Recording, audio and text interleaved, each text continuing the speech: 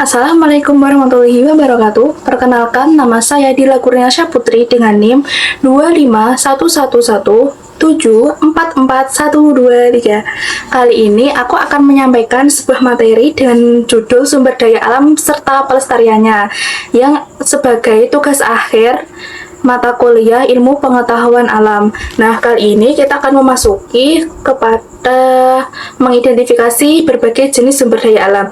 Sumber daya alam ada apa aja sih? Sumber daya alam yaitu bisa seperti air, yaitu sumber daya yang sangat penting yang sering kali digunakan oleh manusia. Contohnya digunakan untuk mandi, masak, mencuci, serta keperluan pertanian dan industri. Selanjutnya ada sumber daya alam tanah. Nah, tanah ini digunakan sebagai tempat manusia dan makhluk hidup lainnya. Tanah juga bisa dimanfaatkan untuk perkebunan serta rumah dan bangunan lainnya.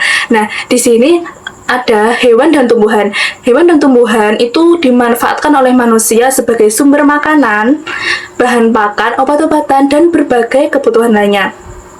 Nah, di sini ada hutan, di mana hutan itu sangat penting dan bisa banyak manfaatnya.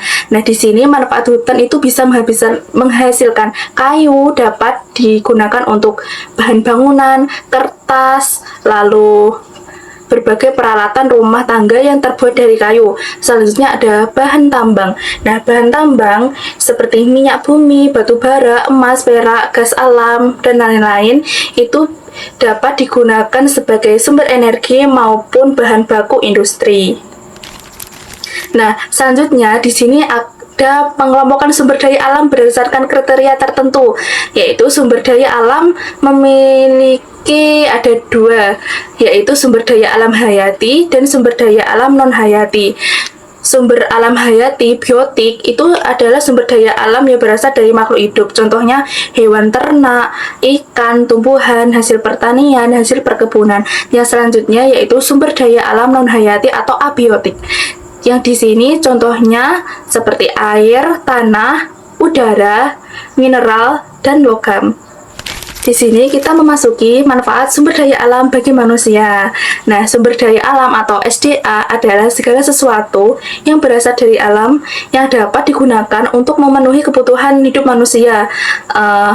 Berikut manfaat utama sumber daya alam bagi manusia, yaitu yang pertama sebagai sumber pangan dan air.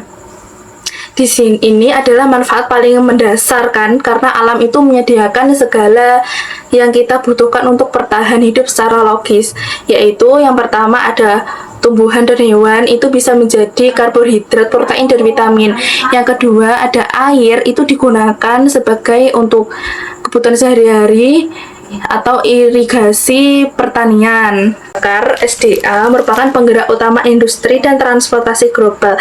Contohnya seperti energi fosil, minyak bumi, gas alam, dan batu bara itu bisa digunakan sebagai bahan bakar kendaraan dan energi terbarukan seperti sinar matahari, angin, dan aliran air atau hidro. Itu bisa digunakan menjadi energi listrik yang lebih ramah lingkungan. Nah, kita akan memasuki manfaat sumber daya alam bagi manusia yang ketiga. Jadi, sumber daya alam bagi manusia yang ketiga itu dapat dijadikan penyedia bahan baku industri. Jadi hampir semua benda di sekitar kita itu berasal dari pengolahan sumber daya alam. Contohnya hasil hutan itu seperti kayu, hasil tambang seperti besi, emas, atau elektronik, dan hasil laut itu sebagai hasil pangan dan rumput laut, abiotik laut lainnya digunakan untuk industri kosmetik dan farmasi. Selanjutnya, kita memasuki manfaat sumber daya alam yang keempat, yaitu sumber pendapatan ekonomis dari sebuah negara, yaitu kekayaan SDA adalah aset ekonomi yang besar. Ekspor itu penjualan komoditas alam ke luar negeri meningkatkan divisi negara, lapangan pekerjaan, sektor pertambangan, pertanian, dan kehutanan, menyerap tenaga kerja. Selanjutnya, kita akan memasuki manfaat sumber daya alam yang kelima, yaitu penjaga keseimbangan ekosistem dan iklim. Manfaat ini seringkali tidak secara langsung, namun secara vital, keberlangsungan hidup jangka panjang. Jadi hutan itu kan sebagai paru-paru dunia. Nah, pohon yang menyerap karbon dioksida itu akan menghasilkan oksigen yang kita hirup, serta pengatur siklus air akar pohon di hutan itu membantu menyerap air ke hujan dalam tanah, mencegah banjir, dan menjaga cadangan air di tanah. Nah, selanjutnya kita memasuki upaya pelestarian sumber daya alam. Nah, pelestarian sumber daya alam ini sangat penting untuk menjaga keseimbangan lingkungan. Jadi, sumber daya alam dimanfaatkan secara berlebih tanpa adanya upaya pelestarian, maka itu akan bisa menyebabkan kerusakan lingkungan dan berkurangnya keragaman hayati serta munculnya berbagai bencana alam seperti banjir, tanah, longsor, seperti itu. Contohnya upaya pelestarian sumber daya alam yaitu reboisasi, di mana reboisasi itu dapat diartikan sebagai penanaman hutan kembali. Nah, kerusakan hutan di Indonesia sangatlah parah. Jadi perlu kesadaran dari masyarakat untuk melakukan penanaman hutan kembali yang gundul. Hal tersebut itu dapat dilakukan dengan mengadakan program One Man One Outdoor, atau setiap orang menanam minimal 1 pohon. Nah, program ini tentu saja sangat membantu peran aktif masyarakat juga pemerintah Indonesia.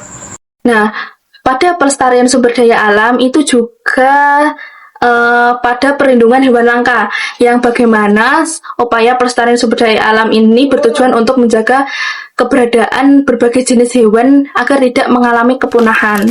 Nah, jadi pada materi kali ini dapat kita simpulkan bahwa sumber daya alam SDA merupakan segala kekayaan dari alam, baik bersifat hayati atau dinamakan biotik maupun non-hayati yang bisa dinamakan abiotik. Nah, yang menjadi fondasi utama bagi kehidupan di manusia dalam memenuhi kebutuhan pangan, sandang, papan, sehingga energi. Berdasarkan kemampuan pemulihannya, jadi SDA ini terbagi menjadi sumber daya yang dapat diperbarui dan tidak dapat diperbarui.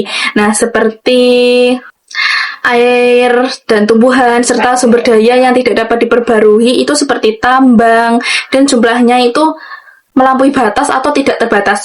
Nah, selain itu bisa dapat dikategorikan ke dalam ekonomi sebagaimana bahan baku industri dan sumber devisa. Jadi SDA itu memiliki peran ekologis yang vital dalam menjaga keseimbangan iklim dan siklus air.